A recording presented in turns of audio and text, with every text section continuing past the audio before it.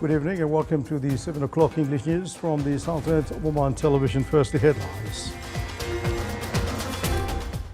The Sultanate of Oman and the Kingdom of Saudi Arabia signed two memorandum of understanding on cooperation in land and air transport fields. And the workshop on the national initiative to plant 10 million trees stresses on the significance of the project to enhance protection from impacts of climate changes.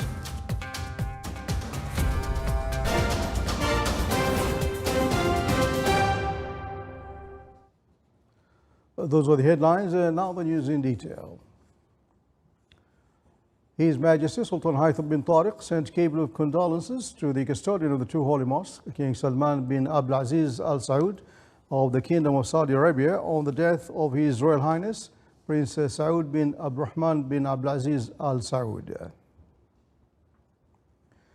His Majesty Sultan Haitham bin Tariq sent cable of greetings to His Excellency Charles Angelo Saverin, President of the Commonwealth of Dominica, on his country's independence anniversary. And His Majesty the Sultan sent cable of greetings to His Excellency Laurentino Cortizo, President of Panama, on his country's National Day.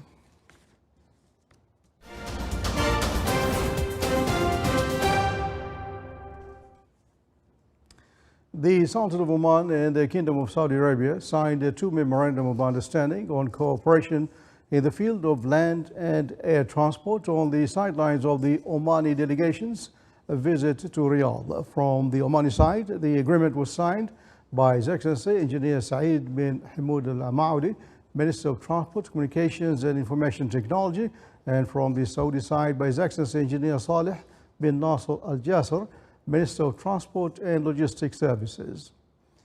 The memorandum will focus on training and exchanging expertise, as well as enhancing partnership between both countries in the field of roads and air navigation. His Excellency the Minister of Transport, Communications and Information Technology said that the joint team of both countries is working to achieve integration and serve the logistics field for both countries in accordance with the Saudi Vision 2030 and Oman Vision 2040. Both sides seek to develop the transport sector and achieve economic diversification through cooperation in the related fields. During the visit, some Omani companies held meetings with members of Federation of Saudi Chambers that shed light on the private sector experiences in the Sultanate of Oman in logistics work, as well as highlight the investment opportunities, commercial partnerships and potentials in the Sultanate of Oman.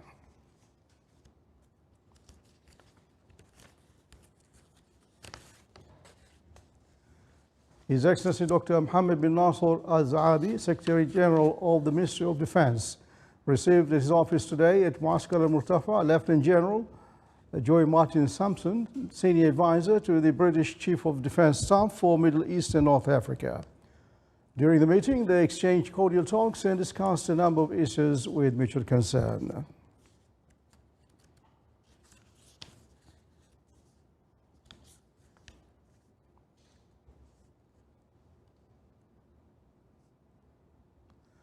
The Environment Authority organized the third workshop of the National Initiative to plant 10 million trees. The workshop aims to introduce the economic feasibility of the Omani wild trees and plants. More details in the following report. Introducing the importance of the initiative for the carbon return and achieving added value, the benefit program and the economic feasibility of Omani wild trees and plants, and the utilization of treated water were the highlights of the third workshop of the National Initiative to plant 10 million trees. We have already started. So far there has been 13,000 trees already planted, and our aim is that in the upcoming 3 years we exceed 500,000 trees. For that effort, we have already started the partnerships with the Environment Authority and the other government entities, as these trees will be distributed among farmers and government institutions and schools in the country as well. This workshop discusses urban planning and urban strategy in order to implement the initiative and learn about the programs for managing plant genetic resources in order to achieve food security, in addition to the economic empowerment program, the use of renewable energy, and the extent of benefit in achieving the initiative and the activities and work programs of the Omani Sidr Association.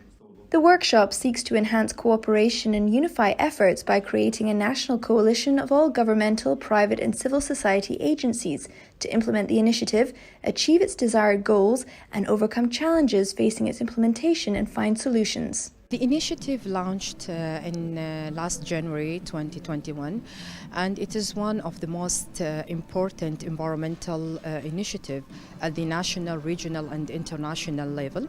The aim of the initiative is to increasing the vegetation areas in Oman and also compacting desertification, adaptation to the climate change, and also enhancing the healthy care and also minimizing the air pollution. During the workshop of the national initiative to plant 10 million trees, short and long-term initiatives, projects and investment opportunities were identified and visualized in preparation for holding a laboratory for it, in addition to launching a website for the initiative.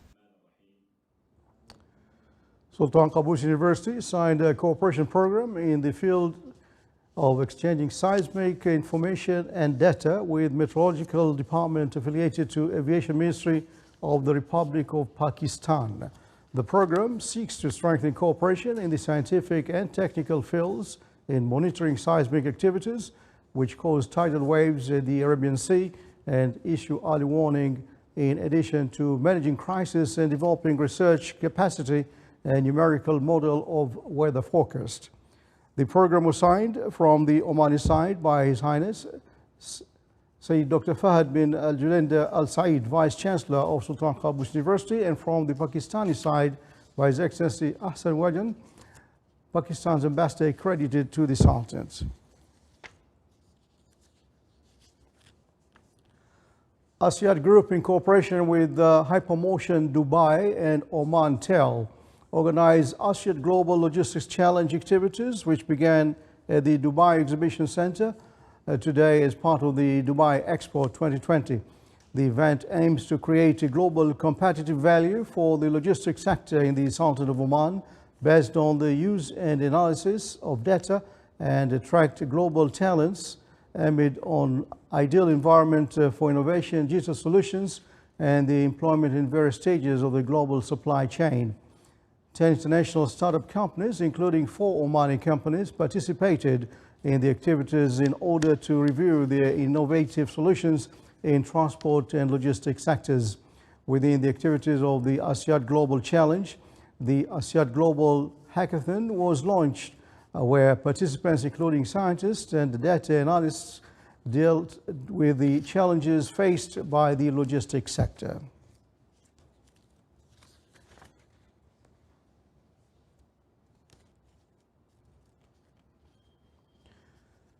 The Omani Women Association in Muscat organized a seminar entitled The Role of Omani Women in Achieving Oman Vision 2040.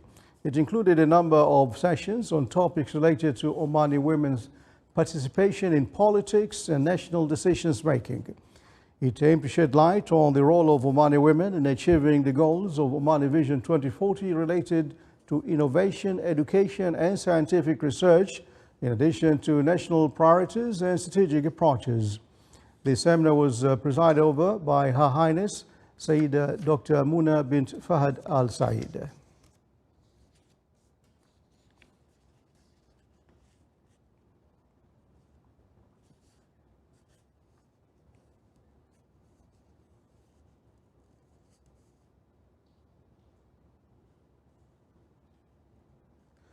Under the auspices of His Excellency Dr. Yahya bin Badr Al Maawli, Governor of South Al Sharqiyya, the Fatah Al Khair Center in the Wilaya of Sur was inaugurated, which aims to introduce maritime history and heritage of the Wilaya to the visitors. More details in the following report.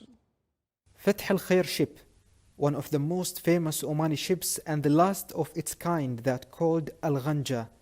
It is sitting at Khor al-Bath in the Wilaya of Sur as a witness for the Omani Sea heritage and history that had commercial, cultural, and knowledge exchanges with other nations. The whole history of this ship has been represented in a cultural and educational center with cooperation of local people, public and private sector. We can see a representation of Fath al-Khair ship which was built in 1951 in the middle of this hall, as it is narrating all its historical stories to visitors. The ship is surrounded by 4 halls, each one tells specific stories about the Omani Sea history. People's happiness of launching this center is obvious on their faces during the inauguration ceremony, as many activities were there, such as traditional Omani Sea arts and some speeches. This center will play a major role in documenting part of the Omani history for next generations. Sultan bin Saif al-Sarai, from South Al-Sharqiyya Governorate, Wilaya of Sur.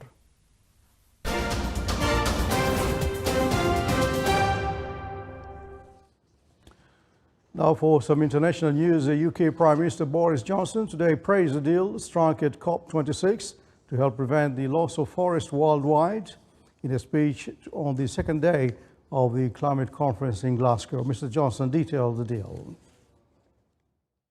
As we sign this declaration today, let's also galvanize a radical shift in public and private finance. Let's channel funds towards securing the rights of indigenous peoples and local communities and shift trillions towards supporting sustainable jobs, so that protecting our forests is not only the right course of action to tackle climate change, but the right course for a more prosperous future for us all. And like the advance of Birnam Wood at the end of Shakespeare's great Scottish tragedy, let's work together, not just to protect the forests, but also to ensure that the forests. We know that 80% of tropical deforestation is driven by the global trade in agricultural commodities. So the UK and Indonesia have brought together countries that produce and consume these goods to agree a roadmap for sustainable trade so that we can grow our economies whilst reducing the pressure on our forests. And I'm delighted that this has now been signed by 28 countries, accounting for around 3/4 of global trade in these commodities. They've made a landmark commitment to work together to halt and reverse deforestation and land degradation by 2030. Not just halt, but reverse. And that means more leaders than ever before have now signed up to protect our forests, from countries in the north and the south with temperate forests, tropical forests, and including nations like China, Russia, Brazil, some of the largest forest estates in the world. And what is most significant about this declaration is not just the range of countries coming together, but also that we're working in partnership with the private sector, with philanthropists, with indigenous people and local communities to address the economic drivers of deforestation. And there are interesting parallels here with our wider efforts on reducing emissions. For years we made pledges about reducing the use of coal, but what really matters is the rapid development of clean technologies with private sector investment. And this transformation has become an unparalleled economic opportunity for growth and for job creation. And so we're taking similar steps today to make forest conservation not just right for our planet, but right for our economies too. The President of Tanzania criticized higher emitters for lagging behind, while developing nations like our own showed leadership in the fight against climate change today. This she had to say during her COP26 speech.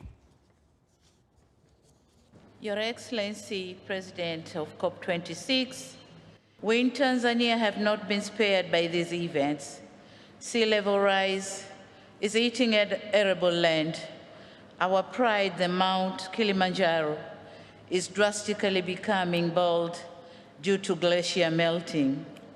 Excellencies, if we developing countries have shown such leadership, why large emitting countries lagging behind?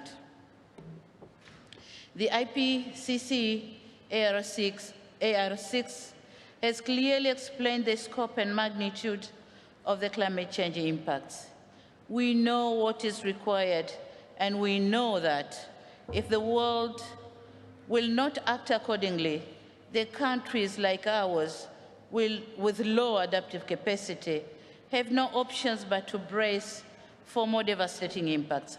However, what we all ought to remember is when the drastic climate changes hit, it will choose no location, might or weak, poor or rich country. And so we call upon an urgent unlocking of a climate financing that will trigger planned targets and implementation of the NDC. The time to act is now. U.S. President Joe Biden is joined by other world leaders in highlighting the importance of preserving forests as a force against global warming.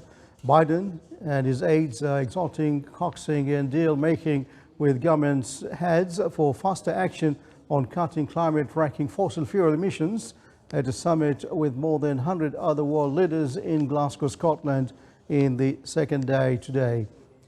Biden has been determined to demonstrate to the world that the U.S. is back in the global effort against climate change after his predecessor Donald Trump pulled the U.S., the world's largest economy and second biggest climate polluter, out of the landmark 2015 Paris Climate Accord. Biden said preserving forests and other ecosystems can and should play an important role in meeting our ambitions climate goals as part of the net zero emissions strategy.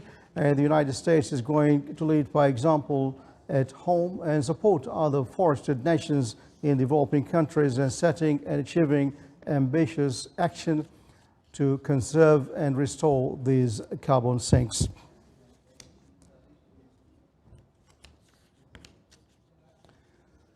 A Taliban official said an explosion went off today in front of a military hospital in Kabul, killing 3 people and wounding at least 16. The Interior Ministry spokesman said that the blasts went off at one of the gates to the Sardar Mohammed Dawood Khan Military Hospital. A number of casualties is unknown. He added that the special forces were on the scene. There was no official confirmation of a second explosion that had been heard in the area of the hospital in the 10th district of Kabul. Area residents said they also heard the sound of gunfire.